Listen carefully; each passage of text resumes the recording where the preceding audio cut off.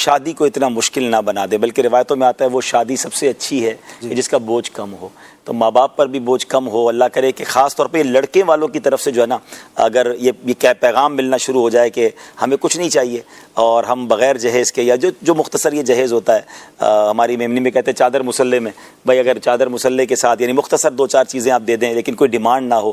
واقعی شادیاں بہت مشکل ہوتی جا رہی ہیں، بڑی مہنگی ہوتی جا رہی ہیں، اور پھر اس میں جو ہے نا وہی والی بات ہے کہ انہوں نے اتنا دیا تو ہمیں اتنا دینا ہے. اچھا، اس میں جو ہے نا میرا خیال ہے اسٹینڈ لینا پڑے گا نوجوانوں کو.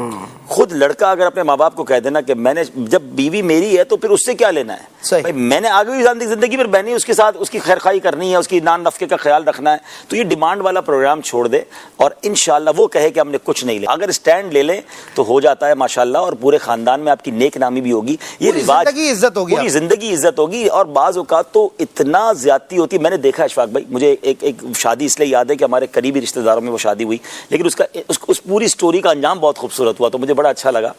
بہروز بھائی، ہوا یہ کہ ایک میمن کمیونٹی میں ہمارے ایک رواج ہے کہ ایک کمیونٹی میں کہ شادی کے لیے لڑکی والوں کو گھر لے کے دینا ہوتا ہے. تو گھر لڑکے کو مل گیا اور شادی ہو گئی. بعد میں اس لڑکے کو پتا چلا کہ یہ گھر دینے کے لیے سسرال والوں نے اپنا گھر بیچ دیا اور وہ خود کرائے کے گھر میں چلے گئے. اور اس لڑکے سے الحمدللہ میری کچھ انٹریکشن تھی، سلام دعا بڑی اچھی تھی. میں نے اس کو سمجھایا، اللہ نے تمہیں بہت دیا یار، تمہیں پتہ ہے تمہارے ساس سسر کیسے رہ رہے ہیں، کرائے کے گھر میں رہ رہے ہیں.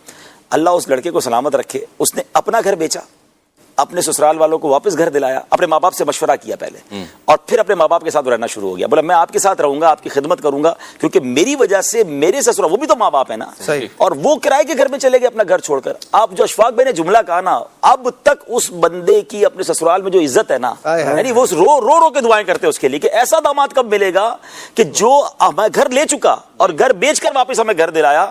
تو یہ وہ مثالیں ہیں جو ہمیں سوچنا، مطلب یہ میں کیسے خوش رہ سکتا ہوں کہ میرے پاس میری زوجہ تو آ گئی، میرے سسرال والے قرضے میں چلے گئے. کچھ خاندانوں میں ہے ایسا ماشاءاللہ، جو کرتے ہیں نا، وہ کہتے ہیں ہم اپنی بہو سے کچھ نہیں لیں گے، اور پھر اللہ پاک نے ان کو عزت بھی دی. اور کم نہیں ہوتا یار، ہمارے نصیب کا ہمیں مل کر رہے گا. کسی کا لے کے، یعنی شادی کے چکر میں بوڑھے ماں باپ کو مقروض ہوتے دیکھا ہے. ساری زندگی وہ بیٹی تو بیاہ دیتے ہیں اور پھر ساری زندگی قرضہ اتارتے رہتے ہیں. کیوں کرنا ہے ایسا بھائی؟ اگر اللہ نے آپ کو نوازا ہے تو یہ جہیز کو ختم کریں، اور یہ جو سادہ جہیز ہے اس کو لے کے رکھیں.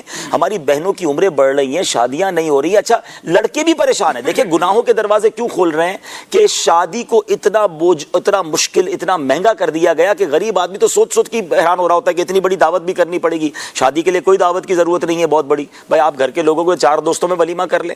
اچھا دیکھیں، جب یہ کووڈ آیا تھا، لوگ کہتے ہیں، میں 2-3 باتیں کہتا ہوں. کووڈ آیا تھا، دعوتیں نہیں ہوئی. میں نے اتنی سادہ شادیاں دیکھی ہے، گھر کی چھت پہ شادی ہوئی اور 15-20-25 لوگ آئے اور شادی بھی ہو گئی. میں نے کہا کاش یہی فارمولا کووڈ کے بعد بھی جاری رہ جائے. ادھر کووڈ گیا، ادھر جناب پھر ہال بھرنا شروع، اور وہی مہنگی دعوتیں.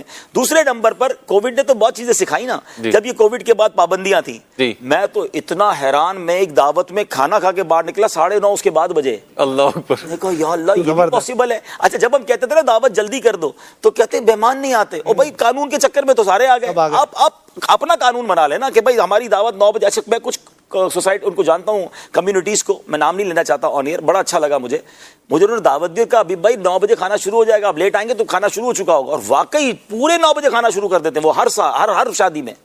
چاہیں اور پورا ہال بھر جاتا ہے ان کا، کہ ان کو پتا ہے نا کہ یہ ہو جائے گا.